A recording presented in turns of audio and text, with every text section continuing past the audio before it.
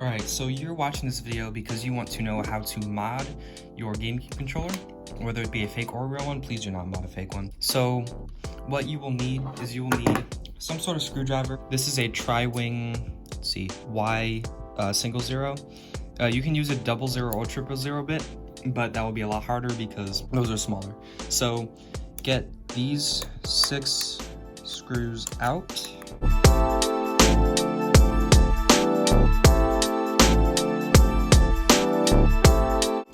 Just lift up. There's no ribbon cables or anything like in modern controllers, so you can just lift it up just fine.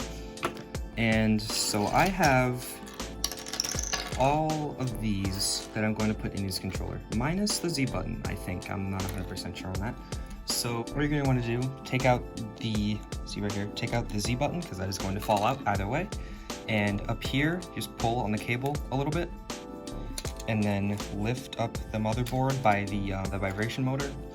And then under these pads are the original buttons. These are actually fake buttons because I just had to prepare it for this video. So then take out the buttons and put the new ones in. And then you just put the pad back on. Take out the start button, put the start button back in. And then same with the D-pad.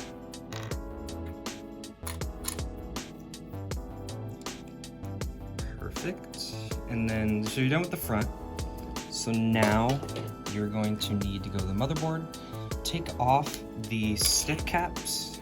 When you put on the stick from the Chinese buttons, if you put it on and then you put it in the controller, you will notice that there is rubbing. Like if you try to move it, as you can see, it's not making much of a noise. So what you're going to want to do is you're going to want to put like some tin foil inside of the stick so it won't rub on the housing. You don't want to have to do this for the C stick. The C stick is perfectly fine, but it's just the normal, it's just the left stick that does this. And just scrunch it down a lot. I know you can't really tell, but you just make it small.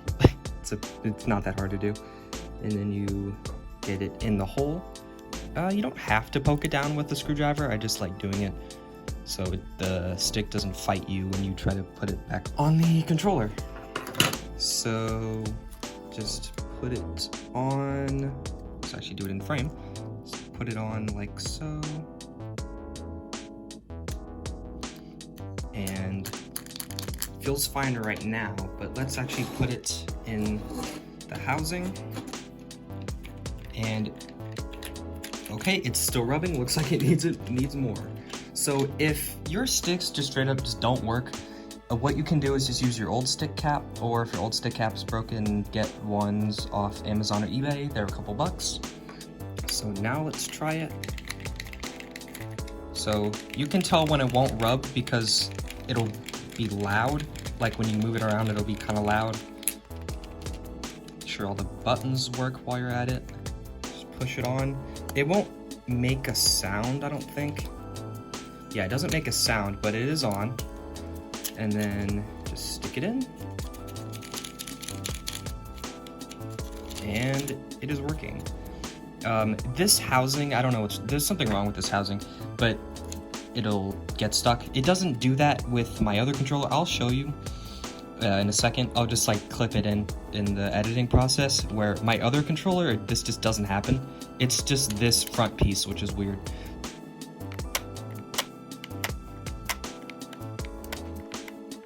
So we're done with this. We're done with the front.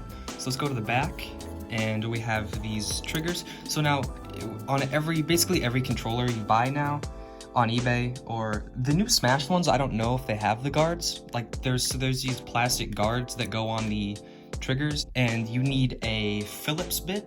Basically any Phillips screwdriver should work as long as it's not humongous. This is a PH 00 bit. This is an iFixit screwdriver, by the way. All these bits are from iFixit. You can get them pretty much anywhere though, if you look them up on eBay or Walmart or something. And then there's 2 Phillips screws for each, and you just unscrew them and take them off. And you don't have to put them back on. They don't really do anything. they just protect it, and you don't really need that protection because it just doesn't, I mean, there's no reason to have it on. So make sure you put the right trigger on the right trigger sort of piece, I guess. I don't know what to call this. So make sure you put the right trigger on the right trigger piece, and then you just slide it into the back. And just make sure it's sitting flush and test it out. And the membrane, sometime it'll like pop out and get stuck. Just push it back in. And same thing with the left. So that's basically it. Now you have the Z button.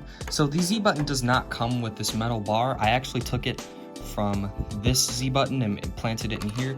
It feels wrong. You shouldn't really do that.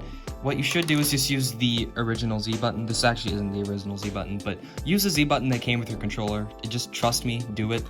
If you don't, it will not feel right. So just put the Z button back into place. Make sure it make sure it works. There's a little bar. This one? Okay, this housing is all wrong. But there should be a bar for the metal piece to slide onto, and then it'll fit perfectly, but this one just doesn't have it for whatever reason. There are some slight variations in official first-party controllers, like from different manufacturers or just different revisions of the controller design. So what you do is you make sure this is completely all the way in. Make sure this is completely all the way. Make sure the board itself is like sitting flush, and then you just plop it on. Okay, hold on. So the Z button, it will fight you. It'll just happen. So try it like this. Try doing it flat. So also what you need to do is you need to make sure these little sliders are all the way up.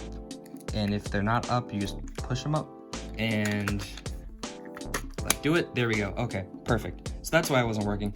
So now all you need to do is put the screws back in.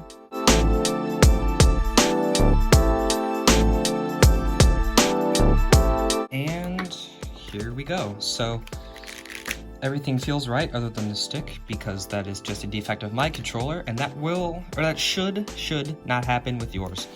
So triggers function perfectly, they don't get stuck.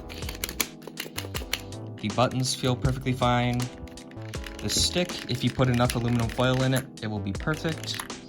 D-pad feels perfectly fine. Start button feels fine. And let's show it off working in Smash Bros. Ultimate on the Switch. Alright, so I had to change out the C-stick with the other one because it just wouldn't stop sticking. So let's...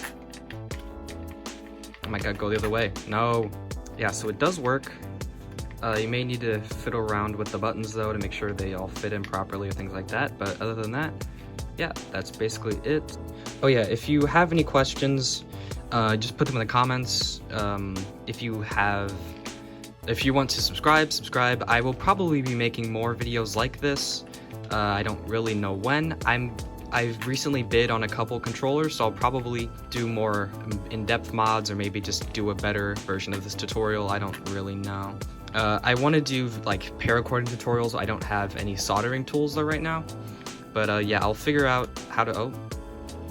Okay, that's one way to lose your final Smash. If you have any questions, just comment. If you have any concerns, comment.